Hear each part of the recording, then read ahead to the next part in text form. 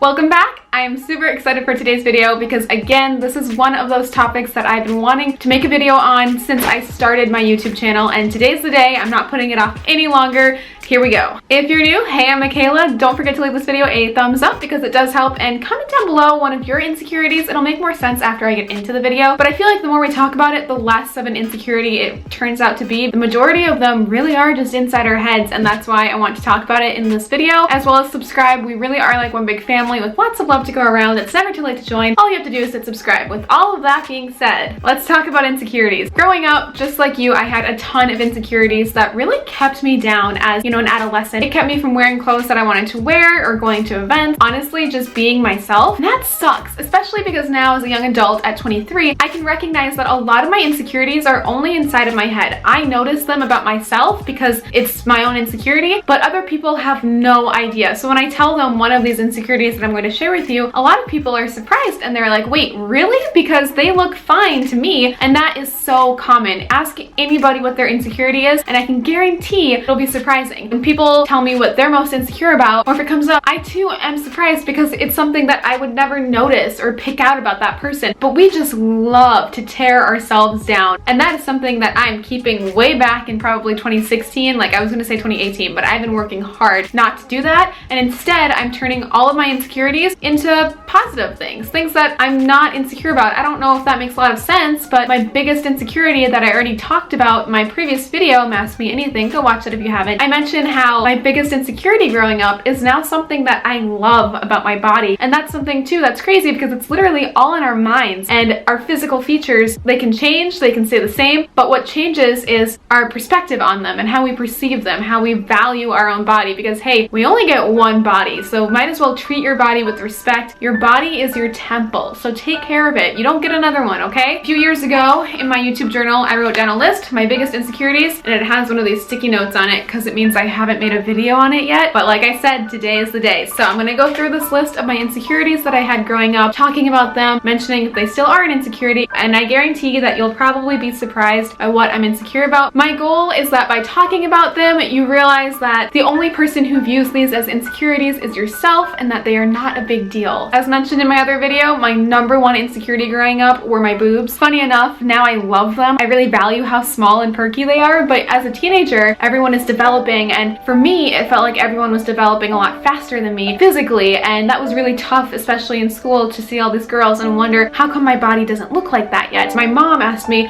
when are you gonna grow boobs? And it's hard because it's out of my own control, so it's like, I don't know, Mom, when am I? It took a lot of self-care and a lot of growing up for me to suddenly realize that small boobs are great, like itty bitty titty committee for life. And I cannot believe that I even contemplated getting plastic surgery to increase their size because they're perfect just the way they are. I actually have a video called All About Boobs. I'll list that above as well as down below because it talks about the perks of having small boobs, no pun intended. I love that I can wear tank tops with no bra in the summer and that I don't have to worry when I run or exercise. Like, there are great perks, and you just have to focus on the positive parts of how your body is. Yeah, that was my biggest insecurity since I was probably like 13 to 17, 18. Now I really like my body, so funny how that changes. The second insecurity of mine is my voice or my speech. I actually was in speech therapy growing up. I think I mentioned that in my last video as well, but I wasn't able to speak clearly until very late in the game. I had a hard time saying my R's, TH, SH,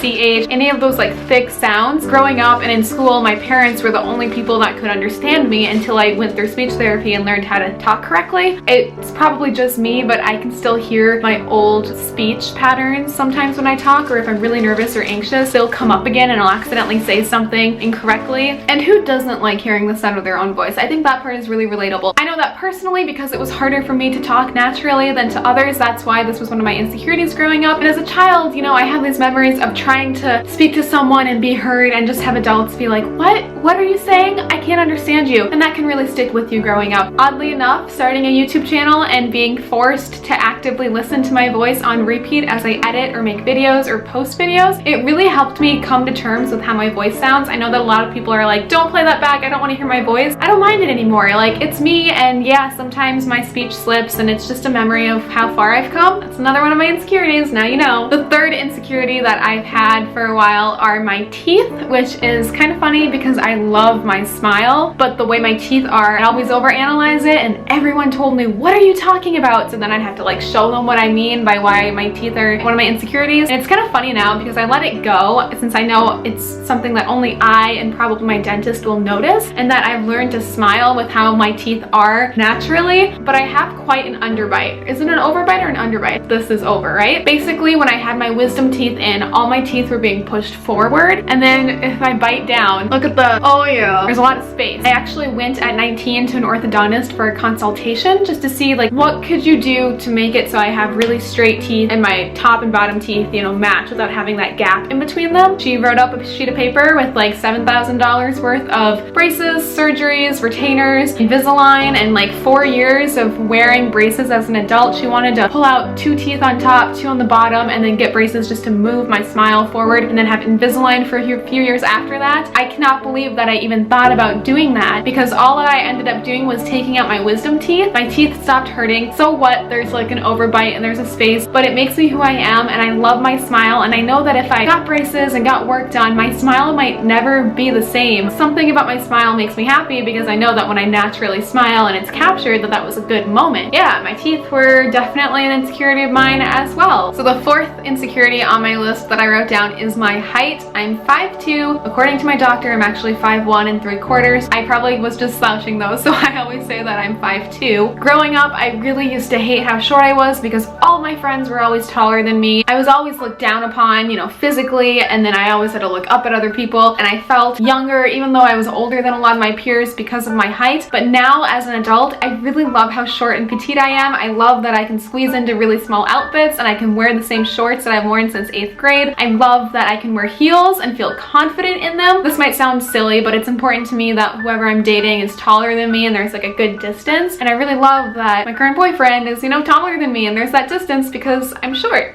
but he's also tall. The next thing on my list is something that to this day still really bothers me, but I'm learning that there are active things that I can do to fix this insecurity, and that is my hairy arms. I mean, it's natural to have arm hair, but because I have dark, thick hair, my arm hair is obviously gonna show up more. Growing up, boys were super mean to me. I remember in 2nd grade, these 2 boys in my class called me a gorilla because of my hairy arms. So it was really just embedded into me at a young age that that wasn't normal and that it made me weird and that I looked like a monkey, which just sucks. Like, as a child, I just cannot believe that people were saying that to me. Like, that's awful. And I actually told my teacher in 3rd grade about it because it bothered me so much and it made me insecure. I would wear long sleeves. I even tried shaving them as like a preteen, you know, just anything so that I wouldn't have long hairy arms. And of course, as a child, like, that's all you really have are your peers to judge and compare yourself to. So I was constantly comparing my arms to others, and I knew that other girls had hairy arms, but it wasn't showing up as thick as mine, and that really bothered me. Once I got to college, I realized that I could take action to not have that issue if it made me feel insecure and down about myself. So now I actually just nair it about once a month, which is great because now I have like fine hairs. It doesn't grow back as like thick. I also am planning to do laser hair removal eventually because I know that I'll just be more confident if I don't have to worry about it. But at the same time, I kind of stopped caring, especially when I was in a long-term relationship, because part of me growing up just thought because of all these insecurities, no one's going to love me, which is stupid because you should be loving yourself first and then someone will accept you as you